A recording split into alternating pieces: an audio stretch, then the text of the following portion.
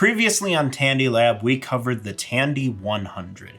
Tandy's take on the recent trend of flat computers designed primarily for word processing and basic programming, initially kickstarted by Epson with their HX20. The Tandy 100 proved to be fairly successful due to its reasonable price, quality ROM software, and excellent keyboard. It found a lucrative niche as the computer of choice for journalists on the go. It came out in 1983, and by 1984, Tandy was ready to announce a sequel. Let's see how it fared.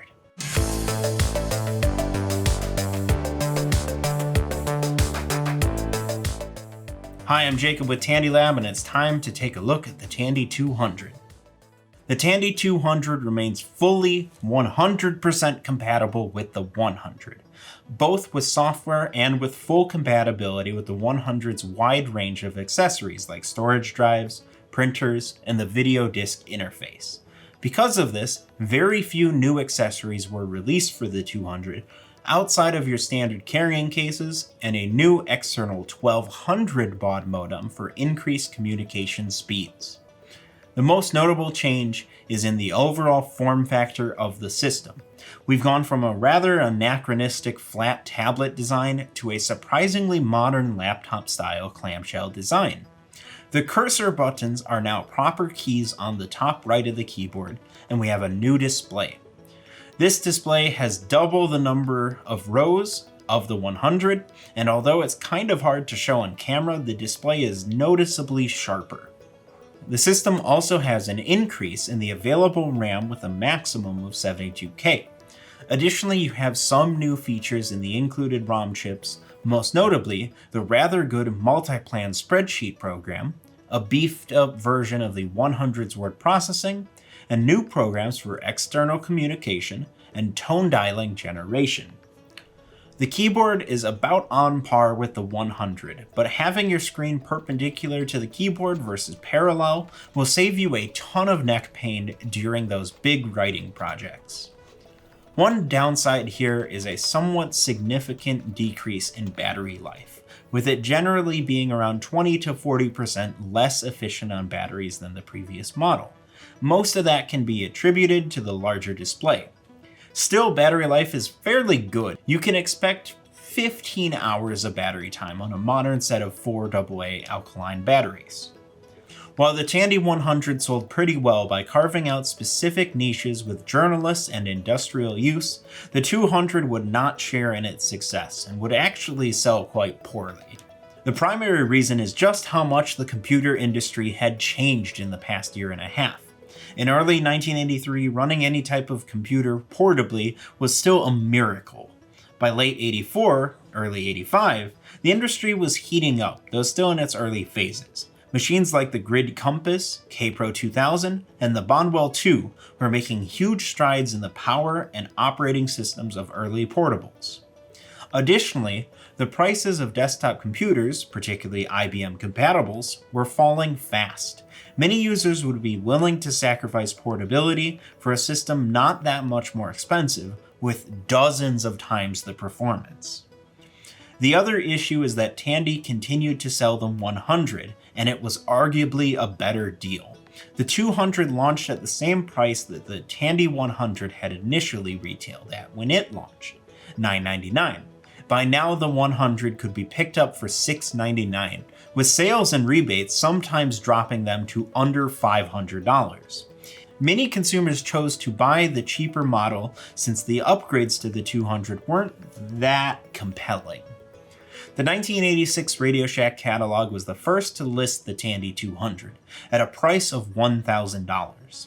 In the same issue, you could pick up a Tandy 100 for $400 cheaper, or, for the same exact price, you could pick up a fully IBM-compatible Tandy 1000. Granted, that's not a portable system, but you can see just how limited of a computer the 200 was for its price range. Additionally, just a few years later, we would see the first big boom for truly portable MS-DOS laptops. This would hurt the sales of existing stock of the 200 that would end up sitting in warehouses unsold for years. But we'll cover the effects of MS-DOS laptops on the line in more detail in our look at the Tandy 600. the successor to the 200, released in late '85, for the most part keeping the same factor of the 200, but it would revamp both the internal hardware and especially the included software. Our system was admittedly a complete gamble. It's definitely a case of us ignoring red flags due to the tempting offer of a great deal. We bought this unit system only, not even coming with a power supply, for $45. It's very yellowed and was listed as both untested and as 4 parts. By all means, we were expecting it to be completely bricked, but after I spent a good 20 minutes cleaning out battery corrosion, I put in some new AA's, and it worked just fine, though the screen had deteriorated a little. On the front of our system, you'll see the rather large screen, the pretty poor power button, the function keys, arrow keys, and the keyboard. On the right side is the contrast slider and the DC in. On the back is the reset button, RS-232 serial port, the system bus, printer port, and the modem and cassette ports. On the bottom are the same battery slot and ROM and RAM sockets as the 100. And now for the ratings. Usability gets a 5 out of 5, just like the 100. It's a convenient, easy-to-use portable with a fairly good screen. In addition, you have an avid community nowadays making modern accessories for it, like the NADS box, a floppy drive emulator for SD card storage, and the Rex line of ROM and RAM expansion. Rarity gets a 4 out of 5. You wouldn't know it just by looking at it, but the 200 is one of Tandy's rarest computers. This is almost entirely due to its poor sales, but there are very few on sale at any given time. Price gets a 1 out of 5. We lucked out with our gamble on our system. If you don't feel like playing the computer lottery on a real sketchy listing, you'll likely be paying $400 to $500 for this system. That's quite pricey. Aesthetics get a 3 out of 5. There's really not much to say here. The 200 is a very average looking system, though it does hold up fairly well comparing it to some of Tandy's later laptops. Software gets a 3 out of 5, just like the 100, since their libraries are pretty much identical. And that's all I have for you guys this time. Make sure to like this video and subscribe. Please, if you'd like to help us continue to cover every single Tandy computer ever released, you can support us on Patreon. And if you'd like to discuss this computer or any number of tech subjects with me directly, you can join our Discord server. And I'll see you guys next time.